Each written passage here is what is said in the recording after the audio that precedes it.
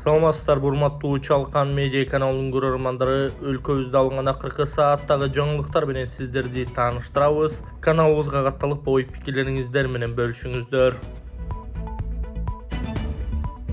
Кара сууда 120 миллион сомго бааланган жер тилкеси мамлекетке кайтарылды. Кара сууда 120 миллион сомго бааланган жер тилкеси мамлекетке кайтарылганын башкы прокуратурадан билдиришти. Кара суу райондук прокуратурасы тарабынан Кыргыз Республикасынын жер мыйзамдарынын аткарылышы боюнча ынтымак айыл өкмөтүнө текшерүү жүргүзүлүп, анын жыйынтыгы менен ынтымак айыл өкмөтүнө караштуу жалпы 3,8 гектар жер тилкеси мыйзамсыз жеке жактарга сатылып кеткендиги боюнча сот органдарынан чечимдер чыгып, бирок аталган жер тилкеси муниципалдык менчикке каттоого алынбай тургандыгы аныкталган. Кара суу райондук прокуратурасы тарабынан ынтымак айыл өкмөтүнүн башчысынын наамына прокурордук акты келтирилип, анын жыйынтыгы менен базар баасы 120 миллион сомду түзгөн 3,8 гектар жер тилкеси муниципалдык менчикке толугу менен кайтарылды. Сонун жаңылык, сиз билген жана ишенген Умбем клиникасы эми сизге дагы да болсо жакыныраак болду. Анткени бизде жаңы филиал ачылды. Андыктан келип, өзүңүздүн жана жакындарыңыздын ден соолугуна кам көрүшүңүздү сунуштайбыз. Биздин жогорку даражадагы дарыгерлер төмөндөгү адистиктер боюнча кабыл алат: стоматология, гинекология, терапия, лор, хирургия, педиатрия, урология, УЗИ жана башка адистиктер. Лабораториялык анализдин 5000ден ашуун түрү алынат. Жогорку даражадагы стерилизациялоо. Биздин дарек ВДНХ метросу, Кондратюка көчөсү 2. Телефон номерибиз 8925 103 22 55. Кабыл алууга алдын ала жазылып келүүңүздөрдү суранабыз. Умбем клиникасы. Сиздин ден соолугуңуз, биздин камкордук. Кыргызстандык жүйөгүлүк Илья Тяпкин Япониядагы жарышта жеңүүчү болду. Бул тууралуу Кыргызстан Runners Telegram каналы билдирди. Мелдеш 15 декабрда Мацусаки шаарында өттү. Марага биринчи келген Тяпкин 42,2 чакырым аралыкты 2 саат 16 мүнөт 53 секундада жүгүрүп өткөн. Викрам Рузахунов казак милициясынан 61 миллион теңге келемте сурады. Викрам Рузахунов казакстандык милиция кызматкерлеринен 61 миллион теңге, 10,1 миллион сом 16 декабрдагы Курска карата келемте сурады. Бул тууралуу казак медиалары жазып чыгышты. Маалыматка ылайык, Алматы облусунун Карасай районунда 2022 жылдын январь окуясындагы кыйноолор боюнча сот өтүп келе жатат. Музыканттын адвокаты Елена Жигаленок сотто коргоочусунун ден соолугуна келтирилген зыянга моралдык жана материалдык келемте катары ишинен бошотулган 6 милиция кызматкерлеринен 61 миллион теңге сурады. 2022 жылдын 7 январында Алматыдагы башаламандыкта кыргызстандык музыкант Викрам Рузахунов кармалган. Аны ошол кездеги милиция кызматкерлери сабап башаламандык үчүн акча алганын айткан видео тартып алган. Ал бошотулгандан кийин кыйноого кабылганын айтып чыккан. Музыканттын алган жаракаттарын соттук медициналык экспертизанын жыйынтыгы далилдеген болчу. Geçirişip чечишип алганбыз, депутат футболдо эмоцияга алдырганын айтты. 14-15 декабрь күндөрү Борбор калаада жайгашкан Кыргыз футбол биримдигинин спорт комплексинде Мурас достук мелдеш өттү. Мурас мелдешинин жыйынтыгы боюнча биринчи орунду президенттин командасы, экинчи орунду Достук, үчүнчү орунду Ыйман, төртүнчү орунду Жогорку кеңеш командалары жеңишкен. Оюнда Жогорку кеңеш командасы менен Өнөр командасы кез келгенде депутат Марлен Маматалиевдин каршылаш командадагы оюнчуну түртүп салганы тартылган видео тарап талкуу жаратты. Депутат социалдык тармактагы баракчасына түшүндүрмө берип, эмоция ар бир спорттун түрүндө болот, бирок ага чейин эмне болгонун эч ким билбейт. Анын үстүнө ошондой эле кечиришип, чечип алганбыз деп жазган ал.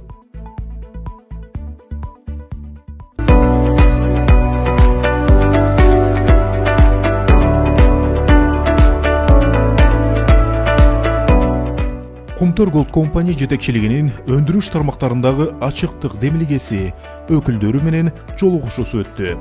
Жолугушуунун жүрүшүндө компаниянын өндүрүштүк жана каржылык ишмердүүлүгүнүн ачыктыгын жогорулатуу боюнча негизги маселелер талкууланды. Kumtor Gold Company компаниясынын президенти Алмазбек Барктабасов компаниянын иши тууралуу айтып берип, Жалпы бул процесстердин ишенимди бекемдөө жана корпоративдик ачыктыкты жакшыртуу үчүн маанилүүлүгүн белгиледи. Ал ошондой эле компания отчетторду жакшыртуу операциялардын ачыктыгын камсыздоо жана өндүрүштүк, экологиялык жана социалдык стандарттарды сактоо боюнча активдүү иш жүрүп жатканын айтты. Алмазбек Барктабасов Кумтур Gold Company тарабынан мамлекеттик органдар жана коомчулук менен өз ара аракеттенүүнү күчөтүү боюнча жасалып жаткан негизги кадамдарды белгиледи.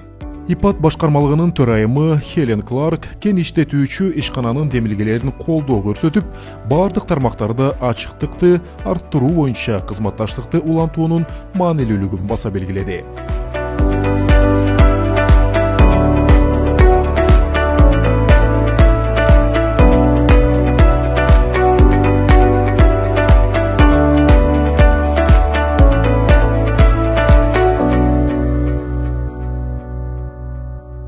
Токтогул суу сактагычында суунун көлөмү канча? Бүгүн 16 декабрга карата Токтогул суу сактагычында суунун көлөмү 12 миллиард 12 миллион куб метрди түздү. Бул тууралуу электр станцияларды Акчык акционердик коомунун басма сөз кызматы кабарлады. Маалыматка ылайык, суунун агып келиши секундасына 182 куб метрди түзсө, суунун керектөө секундасына 755 куб метрди түзүүдө. Министрлер кабинетинин төрагасы Акылбек Жапаров кызматтан кетти. Министрлер кабинетинин төрагасы Акылбек Жапаров 16 декабрда кызматтан кеткени кабарланды. Бул тууралуу өкмөттөн билдиришти.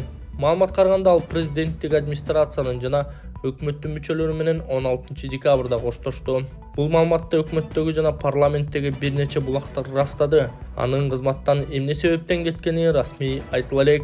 Акылбек Жапаров баштаган министрлер кабинети 2021 жылдын октябрь айында кызматка киришкен. 2005 жылга чейин жогорку кеңештин депутаты болуп, парламенттеги таасирдүү бюджет жана финансы комитетин жетектеген Акылбек Жапаров 2005 жылдагы жол газынын инкылабынан кийин финансы министри, экономика жана соода министри, биринчи вице-премьер-министр болуп эмгектенген. 2010 жылы апрель инкылабынан кийин Ар Намыш партиясынын тизмеси менен депутаттыкка шайланган.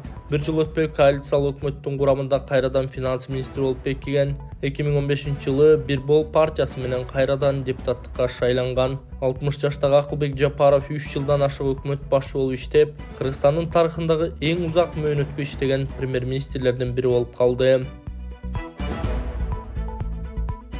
Отчет катары чыгаруудам $7300 чогулду туугандар. Мен сиздерге сөз түрдө 30 декабрь 2024 жылга отчет беремин. Махабат, сен эмбанктын эмне деп чыгат? Сен өзүң озек айтып келсең, 0554 00 7084 эмбанк номери Махабат Б деп чыгат. Ушундай кайрымдуулугуңуздардан токтотпоңуздар, аябай чоң бир жардам кылдыңыздар мунусунда. Сөз түрдө бүгүн көрүп турган болсоңуз, анда терминалга барып туруп эмбанкты тандап туруп, ушул кыз озек айтып берди сиздерге. Ошол эмбанкка өзүңүздөрдүн ыхсаныңыздарды салып, сөз түрдө жардам кылып кетсеңиздер аябай жакшы болот. Урматтуу бир туугандар, кайрымдуулугуңуздарды токтотпостон бүгүн көрүп турасыздарбы? Мына ушул кыздын акыбалы мынакей караңыздарчы. Боорунан ушундай суюктуктар чыгып, альбикакоз деген диагноз коюлган. Индия мамлекетине пересадка үчүн $40,000 керек эле. Азыркы учурда ушул кызга деп сиздердин аркаңыздар менен $7300 чогулду туугандар. $32,700 калды. Манатыңыздар түшүп атат. Эжекебиздин Сбербанкы Замира Ч деп чыгат. Эжекебиз өз донор болгонун атат. Азыр мен сиздерге атап өткөн реквизиттерге өздөрүнүн реквизити, өзүңүздөрдүн ыхсаныңыздарды салып которуп кетсеңиздер болот. Кайрымдуулук кылган ар бир адамга Аллахым ыраазы болгон болсун. Ошол атайын барып, зерикпестен барып терминалга өзүнүн эмбанк приложениясы аркылуу которгон жана ошондой Сбербанктан чет өлкөдө которгон мекендештерибизге Аллахым ыраазы болсун. Эки дүйнө бактылуу болуңуздар.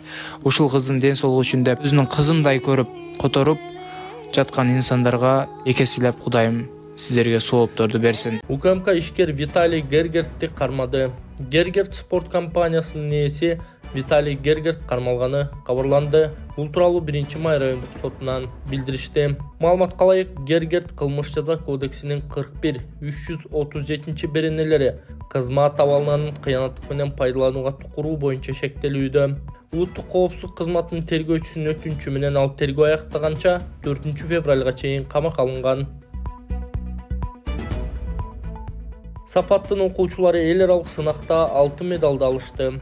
13-14 декабрда Қазақстанның Алматы шаарында мектеп окуучуларынын информатика боюнча Евразия командалык олимпиадасы болуп өттү. Анда Кыргызстандан барган командалар алтын, күмүш, коло медалдарын алышты. Бул тууралуу Билим берүү жана Илим министрлигинен билдиришти. Маалыматка ылайык, олимпиадага Казакстан, Тажикстан, Өзбекстан жана Кыргызстандан 73 команда, бир командада 3төн окуучу болуп катышкан. Кыргызстандан 8 команда өлкөнүн намысын коргоду. Олимпиаданын жыйынтыгында бир команда алтын медаль, 3 команда күмүш медаль, 2 команда коло медаль, 2 команда сертификат менен сыйланды деп айтылат маалыматта. Алтын медалга Сапат эл аралык билим берүү мекемесинин Бишкек, Токмок жана Нарын шаарларындагы лицейлеринин окуучулары Байтөре Майрамбеков, Алихан Айдарбеков, Абдулазиз Лебиев ээ болушкан. Аларды олимпиадага Кылычбек Урайымов даярдаган.